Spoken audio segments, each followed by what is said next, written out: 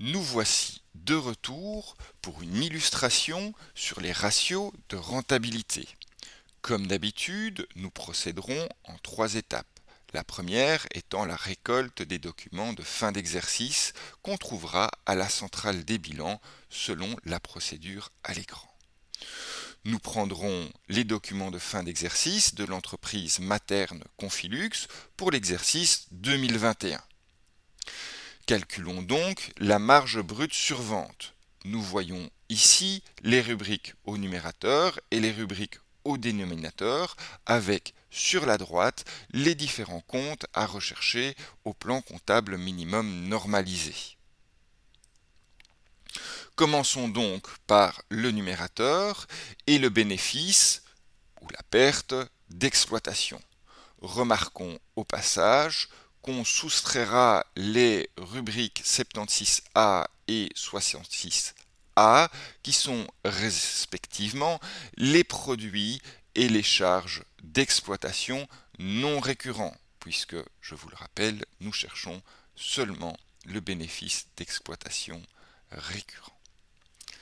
Bien, passons donc sur nos documents de fin d'exercice de l'entreprise Materne Confilux et ici recherchons 9901 qui est le bénéfice ou la perte d'exploitation.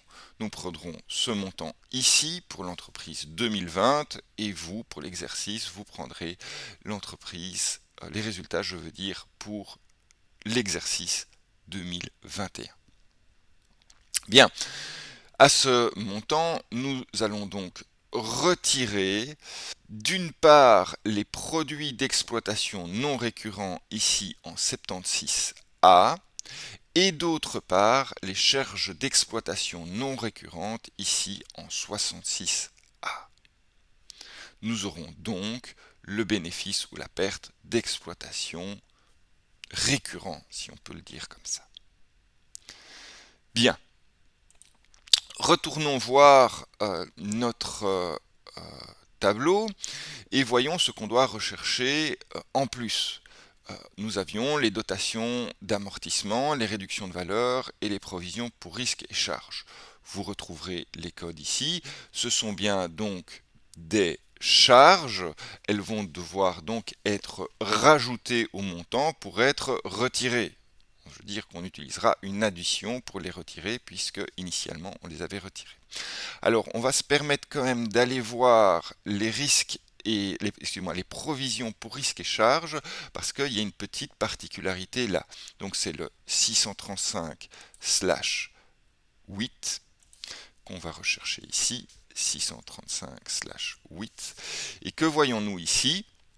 Nous voyons que le montant ici est négatif. Alors, pas pour l'année 2020, mais bien pour l'exercice 2021.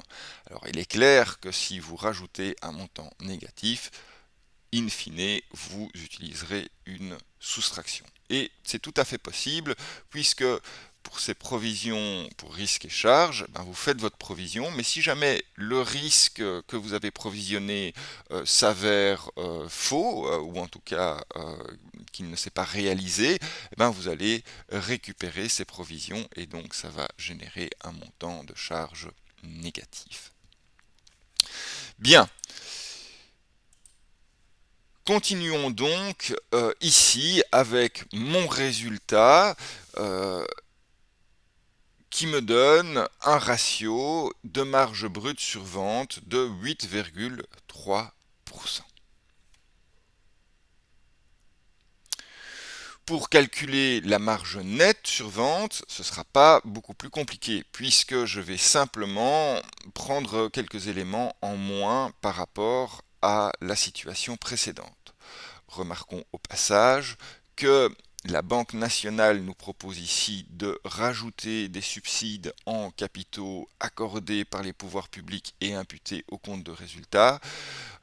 Chose que voilà, je trouve pas trop intuitive, mais bon, puisque c'est la Banque nationale qui le fait, ben nous on va s'aligner évidemment à leur manière de procéder, puisque on veut se comparer au marché et que donc on veut avoir les mêmes chiffres que les sociétés auxquelles on se compare.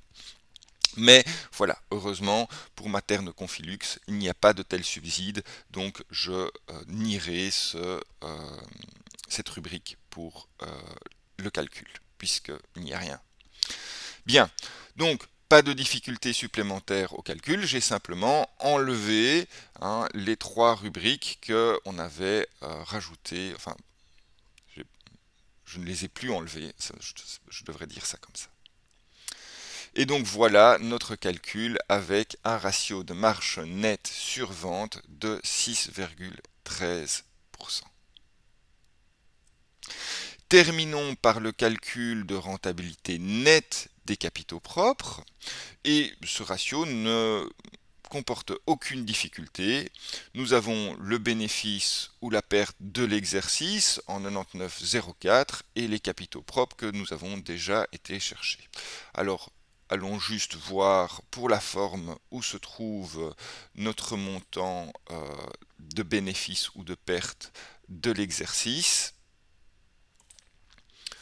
Voilà, et donc c'était bien 99,04 que nous trouvons ici bénéfice, perte de l'exercice. Donc c'est pas le même montant que tout à l'heure, puisqu'il est derrière les produits financiers, les charges financières, et qu'il comprend les éléments non récurrents, aussi bien financiers que concernant l'exploitation.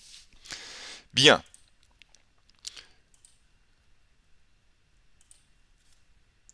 Voilà. Et donc voici le résultat que j'ai eu de 8,62%. La troisième étape est donc l'interprétation. Concernant nos deux premiers ratios de performance opérationnelle, pour rappel, nous voulons une moyenne qui soit supérieure à celle du marché stratégique. Alors, obtenir cette notion de marché stratégique dans les bases de données est quelque chose de relativement compliqué. Idéalement, on devrait sélectionner les entreprises auxquelles on se compare une par une et calculer chaque fois le ratio et en faire la moyenne. Je ne me suis pas donné cette peine-là et j'ai simplement sélectionné le secteur des industries alimentaires dans notre base de données de la Banque nationale belge. La procédure est exactement la même que celle qu'on a déjà présentée, sauf qu'on a ici sélectionné un secteur spécifique. Je n'ai pas évidemment de marché très précis, c'est un marché relativement global puisque c'est un secteur et il y a peut-être des entreprises ayant différentes stratégies dans ce secteur, mais ça nous donne déjà une première idée avec une implémentation qui est relativement facile. Alors on voit ici que pour l'année 2020, on a une marge brute sur vente de 5,93 de moyenne par rapport à 8,3% pour Materne Confilux, donc on est au-dessus de la moyenne, et la marge nette sur vente est de 2,76, alors que notre marge nette au niveau de Materne Confilux est de 6,13%. Donc on peut dire que Materne Confilux est relativement bien positionné en termes de performance opérationnelle. Pour l'interprétation de la performance des capitaux propres, je vous rappelle qu'il s'agit de justifier un risque supplémentaire. Alors qu'est-ce que j'ai fait?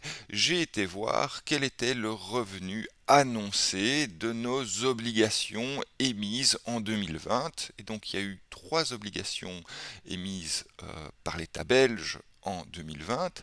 Une obligation à 10 ans, Holo 89, qui qui annonce un coupon de 0,1%, une obligation dite Holo 90 à 20 ans avec un coupon annoncé de 0,4% et une troisième obligation à 7 ans avec un coupon de 0%.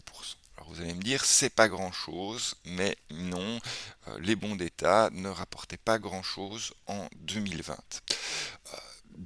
Du coup, évidemment, avec notre rendement sur capitaux de 8,62%, eh ben, on est 8,22% supérieur à l'obligation qui nous rapporte le plus ici, qui est de 0,4%. Donc, je dois dire, alors on n'a pas de référence, on pourrait comparer évidemment à d'autres investissements risqués et on n'a pas suffisamment d'éléments pour analyser le risque que prend Materne, puisqu'on devrait décomposer ce ratio de performance des capitaux pour arriver à regarder un petit peu ce qui se passe, et ça ce sont des notions qu'on ne ferait que dans une vidéo avancée. Néanmoins, on est quand même rassuré d'avoir un rendement supplémentaire qui n'est pas négligeable, puisque 8,22%, eh ben, c'est un bon rendement pour des capitaux. C'est un bon moment pour faire la deuxième partie des exercices. Quant à nous, on se retrouve pour notre prochain cours. Merci.